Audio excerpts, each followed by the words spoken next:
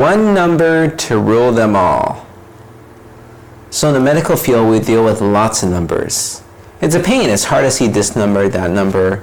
Sometimes the computer system gives an exclamation mark or makes a different color. But I like to explain the superiority of one number to rule them all.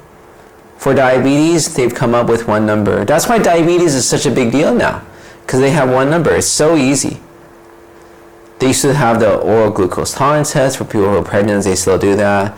The fasting glucose, which fasting, what's your definition? Is coffee okay with sugar? Blah, blah, blah. Such a pain. Who could avoid not eating for that long? But now they have the hemoglobin A1C, a measurement of your blood sugars over the past 3 months. It's very useful even in a hospital when I really don't care how well their blood sugar is managed, because I don't manage it normally, right? Because sometimes I look at, your blood sugars are high. Are they normally that way? Oh, your A1C is fine. No, it's just from the stress of being in a hospital, from COVID, from steroids, etc. Right? And I realized that that's the issue with blood pressure. There's no one number to rule them all. If somebody could come up with it, whether it be a blood test, a calculation of measurements. I mean, on the one hand, blood pressure seems like it's pretty simple. You just measure it. But it varies so much. You can measure it 1, 2, 3 times, and all the times are different, right? And the fact is, putting on that cuff and right? That can't be good for your blood pressure, right? Obviously, some people tolerate better, some people tolerate worse. We also know that for normal people, blood pressure drops at night. That should probably be taken into account, because what we want to know is what is not your average, but what is your trend in your blood pressure? What is it normally? How does it vary? Where does it spend its time mostly, right? It's like a graph. It's much easier looking at blood pressure like a graph. It's actually much more scientifically valid looking at it that way.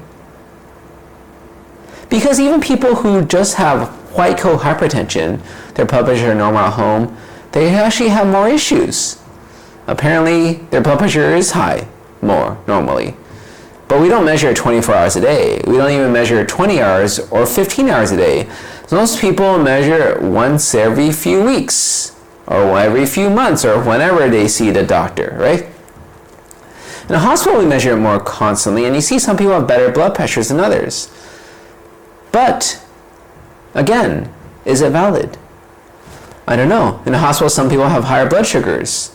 But if I check their hemoglobin A1C and it's normal or low, then I know it's not valid in a hospital. This is just one blip in their life. It's not going to make a difference. Because the problem is blood pressure is different on different arms, on different legs. We want your central blood pressure. Actually, we don't even want that. We just want to know what effect it has on your life. And for some people, we could actually tell. There's these younger folk, I say, are you sure you have good blood pressure?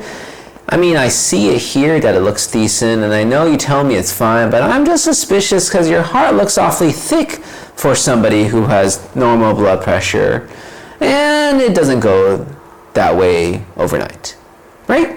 They're like, I just had blood pressure issues these past 2 weeks. You're like, no, you've had them for a long time. You just never saw a doctor or never got it measured. You're like, yeah, that's probably correct. Because the issue is blood pressure is a long-term thing, right? The consequences build up over time, just like diabetes. But unlike diabetes, we don't have a way of measuring what it is normally. You could try to measure yourself, and that's our best way. Home monitoring, measure yourself. But then there's the issue with how accurate are their machines at home, when do they measure it, do they measure at the right time, right? And I think, really, we want to know what effect it has on your life. Maybe some people tolerate a higher blood pressure than other people. Maybe some people don't. They need to be even lower. And organ damage is a way of measuring. Like you see the heart thickened, or you see a lot of small strokes in the brain, or this or that. But that's not really a valid way of measuring, because we want to know it before you actually suffer this damage. And I think that's the difficulty. There's no one number, not even a series of numbers. And the difficulty with getting even a series of numbers is the effort a patient has to put in, right? That's why fasting cholesterol has sort of disappeared. I mean, you could do it. It's preferred, theoretically. But basically, most of us doctors don't bother ordering those, because, in the hospital we can, because in the morning they're fasting. You know why? Because the lab comes in at 4 a.m. Well, I mean, not everybody, but most of them are fasting. I've had a patient every now and then who wasn't. So that's not too hard, right? We could order that. But for the outpatient, for the clinic, it's too hard, right? Fasting. They're like, doctor, what does it mean? Could I drink milk in the morning? Non-fat milk? Regular milk? Coffee with sugar? It's just too complicated. Just get rid of it. We have a direct test for measuring LDL nowadays. It's more expensive, but who cares? Gets a real number. But that's the thing. We need one number to measure blood pressure. One number to measure blood pressure. You could blare it over the speakerphone everywhere, PSA everywhere. People will pay attention. People will know, what's your number? What's my number? Oh, that's how we could compare. Right now, it's difficult. What's your blood pressure? Like 80. You're like, 80, you mean the lower number? Maybe that's your heart rate, actually. Right? I mean, it doesn't make it any better that I think it's just so complicated, right? Fractions, the lower number's on top, blood pressure, the higher number's on top. There's another number thrown there for good measure called a pulse, which most people don't say pulse, they say heart rate, systolic, diastolic map. Wow, it's too complicated. Make it simple. Make it understandable. Make it sellable. Then we'll actually do something for blood pressure in our world.